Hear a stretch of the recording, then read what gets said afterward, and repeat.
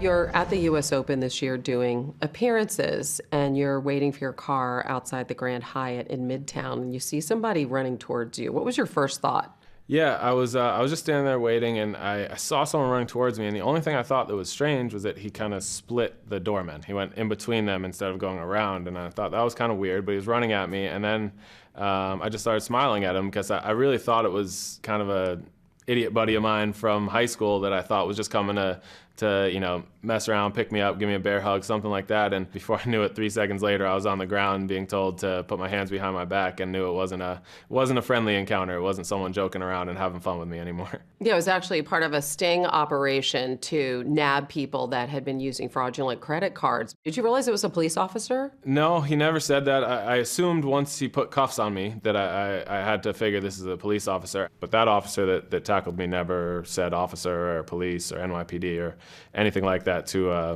let me know that he was an authority. He's been found to have used excessive force. Can you describe what that part of it was like? I feel fortunate there was a video because it makes it pretty clear that I was just standing there, not running. As things started to transpire and as the events unfolded, you were still very calm. Why?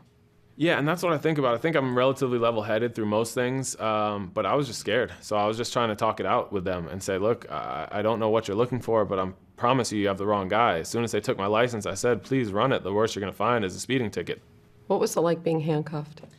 When you know you're innocent and you've done nothing wrong, to be handcuffed it definitely changes your outlook on things. Because you're powerless. You're emotionally and physically vulnerable to anything they want to do to you.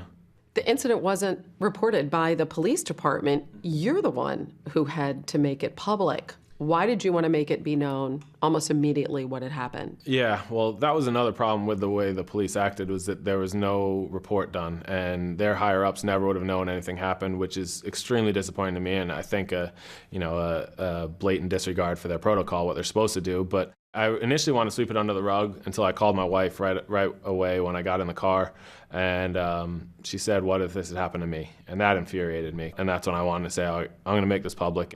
I need to be the voice that has that authority, has that power, has the ability to sit down with you, to sit down and talk to the media and let people know that this happens far too often, and we need to stop it. We can't let them run free with these badges. The bad police officers need to be held accountable. What did it mean to you that Mayor de Blasio and that Police Commissioner Bratton did apologize? I told them right away that was really nice, and I respected them for doing that, and I appreciated it, but I also think it's not enough. I think it's a good start to where we need to go to make it that there needs to be apologies to all the other people that this happens to, that can't hit a forehand like I can, that don't have the voice that I have. So I think we're on the right path with reform. Mayor de Blasio is extremely receptive to all the ideas we have about reform, and the police commissioner has already announced that every use of force, it will now be documented. Do you think race played a role in this incident? I'm not naive. I know we don't live in a post-racial society, that race has an issue in a ton of things. This particular incident, I wouldn't necessarily want to sort of muddy the waters and talk about race in this one, because I think it's such an obvious case of excessive force. I think that's the biggest issue with it. How do you think that you'll be received when you go back to New York to run the marathon? I hope I'm welcomed, and I always have been in New York, with the exception of this one incident. So you committed to the marathon before all of this happened. Yeah. And you're going to see a lot of cops along the route because the NYPD is such an intrinsic part of the marathon. Yeah. What do you think that'll be like? Well, it's I'm probably going to be pretty tired at the end, but I hope I'll have the opportunity to shake as many hands as I can with them and thank them, because they're doing tireless work. It's a Sunday. They should be off with their families watching football and enjoying it, but they're out there doing hard work and keeping us safe. How important is it for you to show people that you're not in some way vilifying the NYPD as a unit? Yeah, I'd definitely like people to just listen to my comments and let them know that there's no ill will between me and the entire police force or any police force.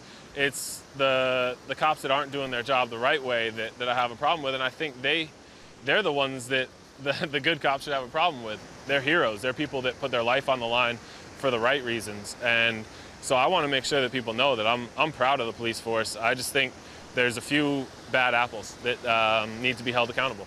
Are you an activist at this point? Do you see yourself that way? That's a good question. I haven't really been asked that. If people want to give me that role, I'm happy to be that. And if that makes me an activist, then so be it.